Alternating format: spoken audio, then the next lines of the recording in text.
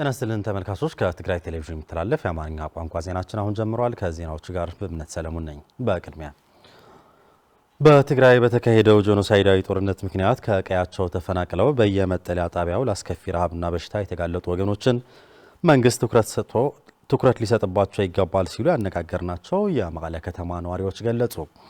የፕሪቶሪያው ስምምነት በሙሉነት ባለመተግበሩ ዜጎች ሰብአዊ መብታቸውን ተነፍገው ለከፍተኛ መከራ እየተዳረጉ ይገኛል ያሉት አስተያየት ሰጪዎቹ፣ ስለሆነም አደራዳሪ አካላትና መላ የዓለም ማህበረሰብ ይህንን ችግር በመገንዘብ በአፋጣኝ ስምምነቱ ተግባራዊ እንዲደረግ ጥረት ሊያደርጉ ይገባል ብለዋል። አሰፋ ካሳ አዘጋጅቶታል።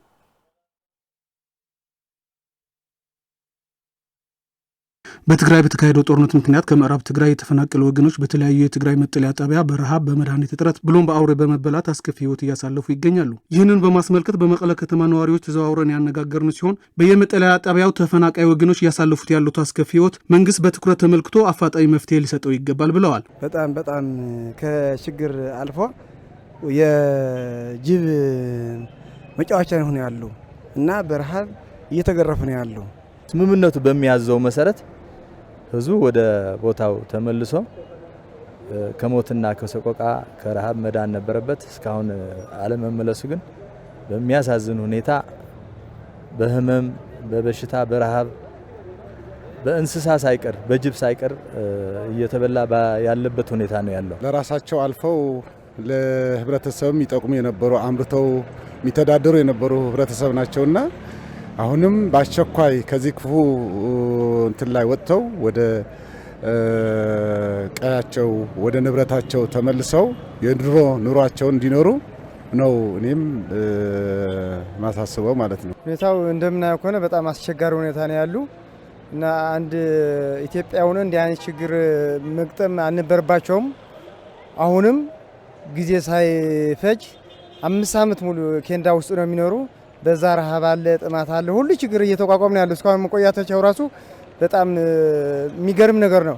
ካሁን በኋላ ግን ይበቃቸዋል፣ ወደ ቀያቸው ወደ ቤታቸው መመለስ አለባቸው የሚል አስተያየት አለ። ነዋሪዎቹ አክለውም የፕሪቶሪያ የሰላም ስምምነት አደራዳሪዎችና የሚመለከታቸው አካላት በትግራይ ውስጥ ተጨማሪ የሰብአዊ መብት ጥሰቶችን ለመከላከል የዲፕሎማሲ ጫና ሊያደርጉ ይገባል ብለዋል።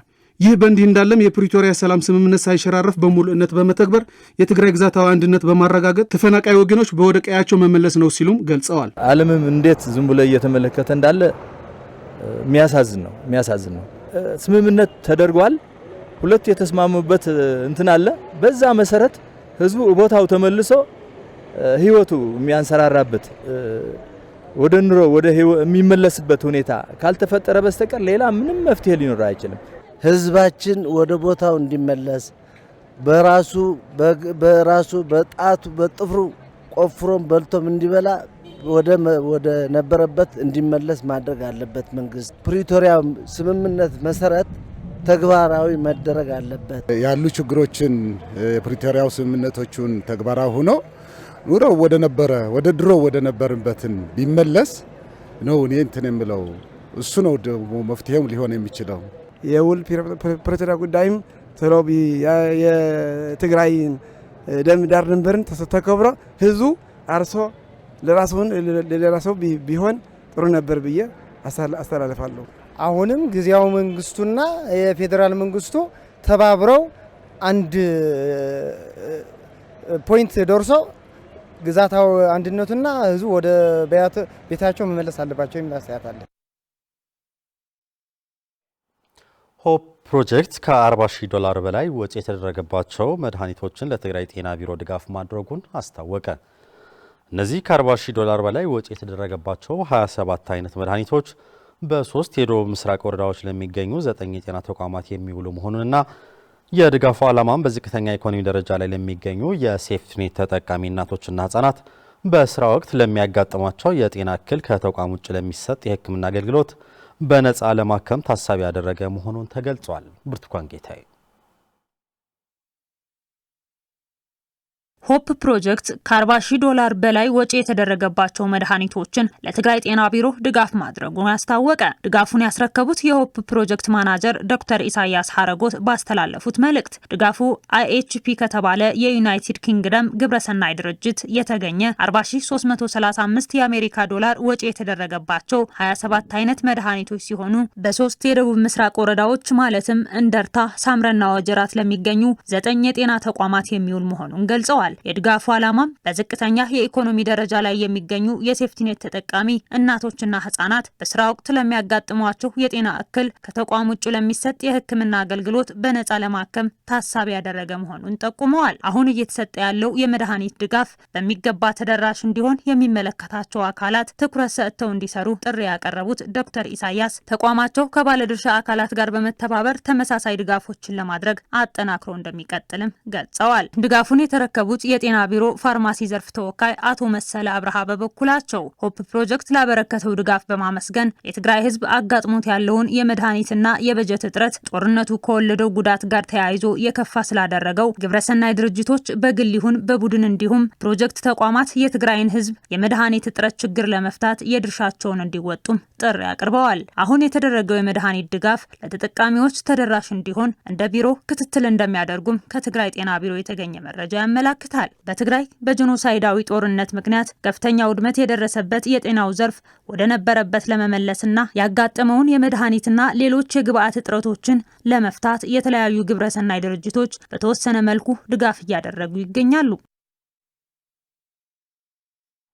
የፕሪቶሪያው የሰላም ስምምነት ባለመፈጸሙ ምክንያት ከምዕራብ ትግራይ ተፈናቅለው በመጠለያ ያሉ ወገኖች በረሃብና በመድኃኒት እጦት እያለቁ መሆኑን ተገለጸ።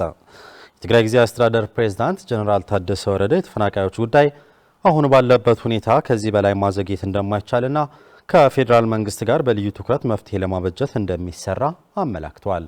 ፍርቱና ገብሩ ትንታኔ አላት። عدنا ملسنا نبتة خبرت عدنا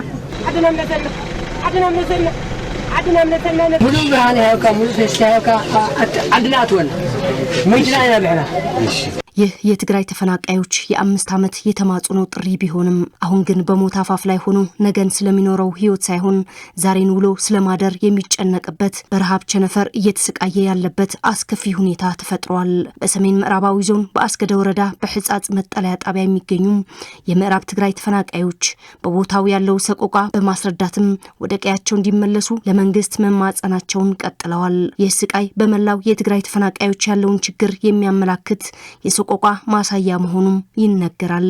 ይህን ማሳያ በመላው የመገናኛ አውታሮች ልብን በሚሰብር የወገንን እልቂት ዓለም እንዲያውቀው ያደረጉት በማህበራዊ ሚዲያ የሚንቀሳቀሱ ወጣቶች ባሳዩት የችግሩ ጥልቀት ጉዳይ ትኩረት እንዲሰጠው ከማድረግ አልፎ የዓለም ትኩረትን ስበዋል። ለወገን ደራሹ ወገን ነው ብሎም ህዝቡ የአቅሙን ለመደገፍ እየሞከረ ይገኛል። የትግራይ ጊዜያዊ አስተዳደርም ይህን ተከትሎ በሕጻጽ መጠለያ ጣቢያ ተገኝቶ የህዝቡን ሰቆቃ በአካል የተመለከተ ሲሆን ተፈናቃዮች በርካታ ጥያቄዎች አንስተዋል። ህዝብህን ተመልከተው በምን ሁኔታ ላይ እንደሚገኝ ማየት ይቻላል። ሽማግሌዎች ተመልከታቸው በምን ሁኔታ ላይ እንደሚገኙ። የምዕራብ ህዝብ በኬንዳ ላይ ነው የሚገኘው። በምዕራብ ኑሯችን እንዲህ አልነበረም። ስለዚህ ወደ ቀያችን መመለስ ነው የምንፈልገው። መቼ ነው የምትመልሰን?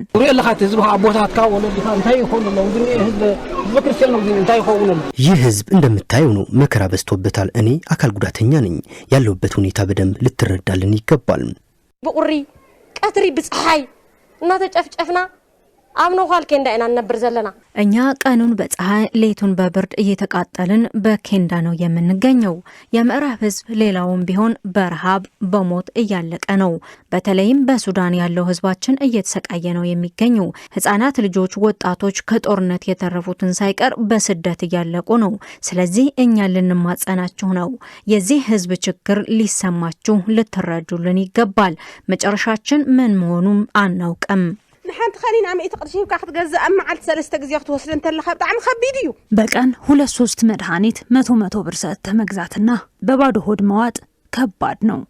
ያስታመመኝ የነበረው ልጄም ሞቶብኛል። ይህ ታሞ የምታዩት ባለቤቴም ላስታመመው አልቻልኩም።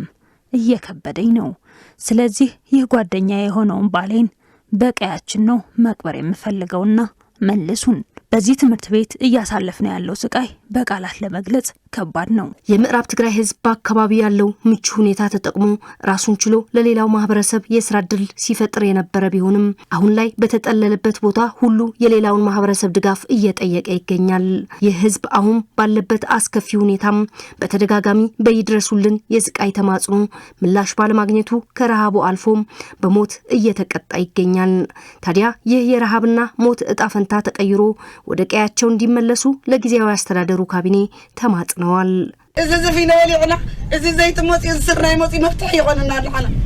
አሁን ላይ እየመጣ ያለው የፍርኖ ዱቄት ዘይትና ስንዴ ዘላቂ መፍትሄ ሊሆነን አይችልም።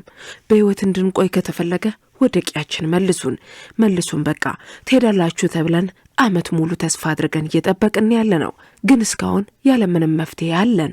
ይባስ ብሎ እየሞትን ነው። ስለዚህም ከሚመለከተው አካል ጋር ተነጋግራችሁ መፍትሄ ስጡን። በቃን፣ ወደ ቤታችን፣ ወደ ቦታችን፣ ወደ ቀያችን መልሱን። ንሕናውን ፈሓኺና ቀለብና ከንክል አዕድና ሙለስና እኛ የምንፈልገው ይራበንም ይጥማንም በቤታችን እንችለዋለን። ወደ ቀያችን መልሱን። እንኳን ወጣት ልጆቻችን እኛም ሰርተን እንበላለን። የአንድ ሰሞን ጩኸት ምንም አያደርግልንም። ዘላቂ መፍትሄው ወደ ቀያችን መመለስ ነው። ምስኩሉ ሰላም ብዙኾነ ውሕስ ብዙኾነ መንገዲ ከሁሉም ጋር ሰላም በመፍጠር ወደ ነበርንበት ቀያችን እንድትመልሱን ነው የምንለምናችሁ። ይህ እርዳታ ጊዜያዊ ማስታገሻ እንጂ ዘላቂ መፍትሄ አይደለም። ለኛ ወርቅን ማዕድን ኣብ ትግራይ ዓድና ኮይና ንሕና ክንልምን ወርቅና ማዕድን በሚታፈስበት የትግራይ ምድር ውስጥ ሆነን ስንለምን በጣም ያሳፍራል። ለህዝባችሁ ስትሉ በደንብ ስሩ። ከቃፍታ ሁመራ በአኸር ቀበሌ ነው የተፈናቀልኩት። ስለዚህ ከሰው እጅ መመልከት አንፈልግም፣ መለመንም እንዲሁ።